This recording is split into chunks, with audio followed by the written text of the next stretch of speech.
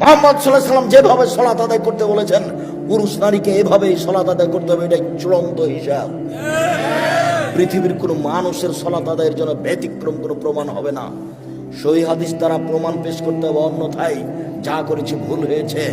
এখন যা দেখছি বাস্তব সেটাই করতে হবে। আল্লাহু আকবার। আল্লাহু আকবার বলার সময় এরকম করতে হবে না। আল্লাহু আকবার। কেন আপনি আঙ্গুলটা এখানে নিয়ে আসলেন? কেন আপনি এরকম করতে গেলেন? কেন আপনি এরকম করলেন কেন?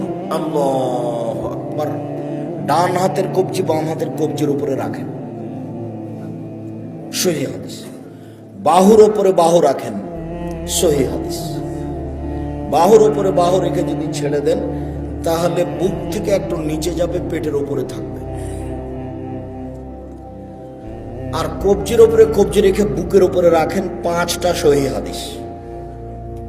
কবজির উপরে কবজি রেখে একেবারে ছেড়ে দেন নাভির নিচে, 3টে জাল ও জয়ীফ হাদিস। আপনাকে আমি মানার জন্য বাধ্য করিনি,